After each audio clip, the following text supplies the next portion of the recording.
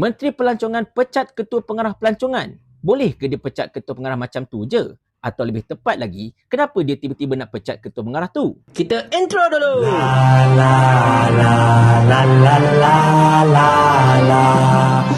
Assalamualaikum warahmatullahi. Nampak gayanya kalau adalah kategori untuk menteri paling kontroversi, kita boleh berikan gelar tersebut kepada Menteri Pelancongan iaitu Tiong King Sing. Walaupun beliau berkhidmat sejak zaman Kerajaan Perikatan Nasional lagi, hanyalah selepas Kerajaan Madani ini terbentuk, barulah satu-satu benda pelik-pelik yang beliau buat. Ingat tak peristiwa beliau mengamuk dekat Immigration KLIA pasal sangkutkan seorang pelancong warga China dahulu?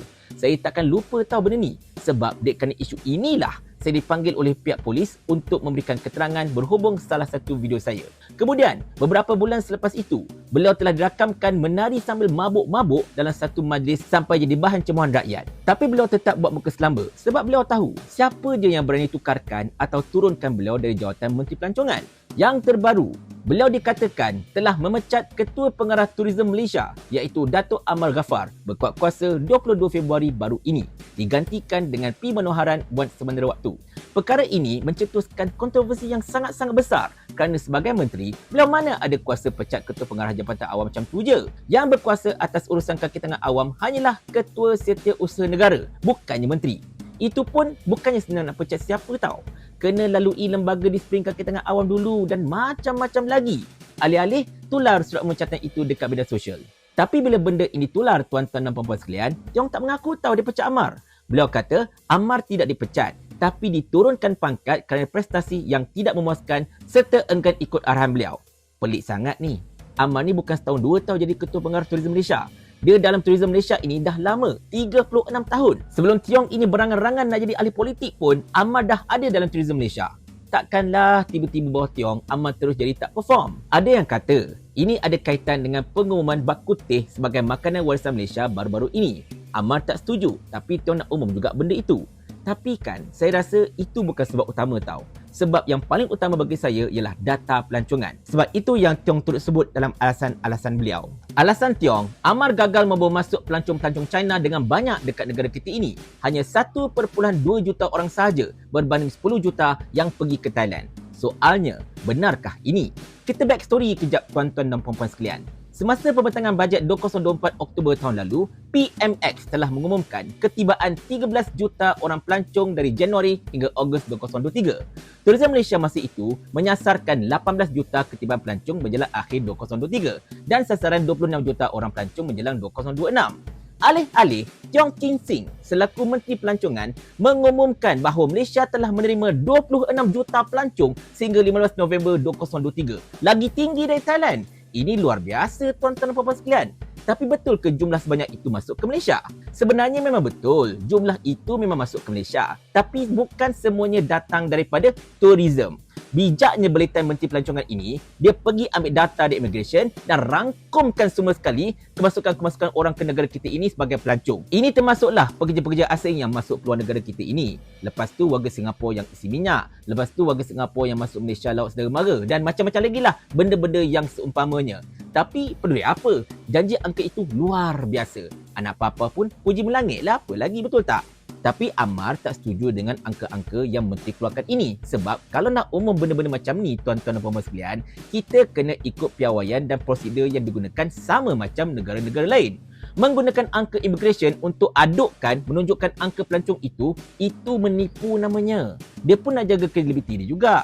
Malu dia nanti bang, 36 tahun punya reputasi kot, agak-agak lah kau. Yang menyebabkan Tiong terdesak ini bukan apa tuan-tuan dan puan-puan sekalian. Semua negara dah mengeluarkan statistik kemasukan pelancong ke negara mereka sejak awal Januari dahulu.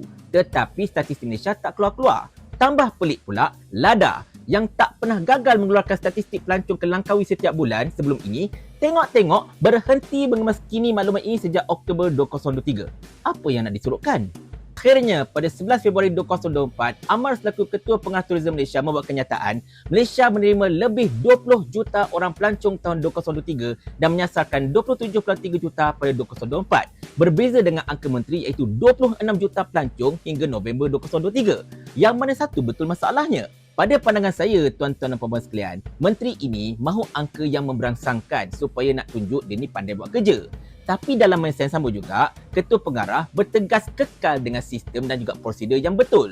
Di situ pertumbungan berlaku tau. Dan mungkin inilah yang disebutkan oleh Tiong, Amar buat kerja yang saya larang buat. Manalah tahu kan? Okey, sekarang nak cerita, berapa sebenarnya jumlah kemasukan pelancong ke Malaysia tahun 2023? Setakat ini, belum ada apa-apa kenyataan rasmi daripada kerajaan. Tetapi, Fokus Malaysia sudah mengenyarkan satu statistik secara detail. Dari mana dia dapat angka ni, saya pun tak tahu masalahnya.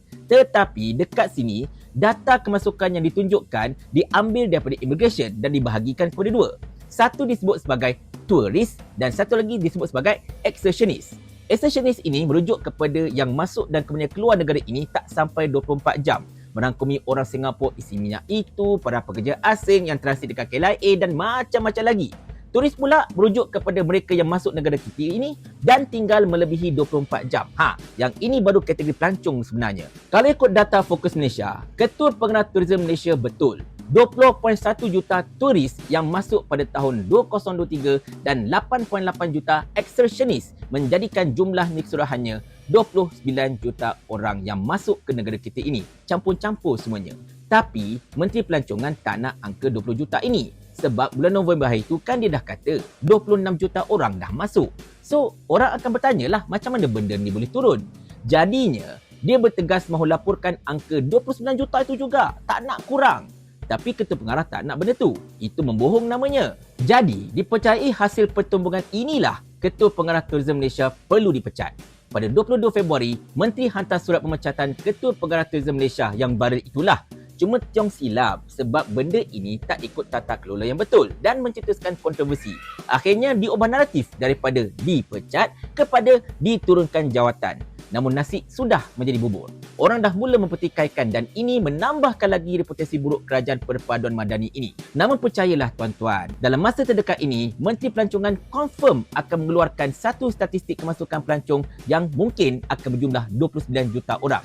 Dan jika perkara itu berlaku, anda sangat-sangat beruntung tahu sebab anda dah tahu kemungkinan kisah yang sebenar yang telah berlaku daripada saya. Dan anda tak perlu pelik dengan semua ini. Kerajaan ini kan kerajaan mereka. Mereka boleh buat apa sahaja mereka nak sebab Sani Hamzan dah warning kita awal-awal supaya kita tidak terleka. Kerajaan ni kerajaan kami. Jadi ikut suka kami lah. Paling kurang aku ada formula. Ni kau ada menteri berlambat-lambat ni satu formula pun tak ada. Otak letak dekat mana? Saya ulah. Sampai Abang Jamil mampus.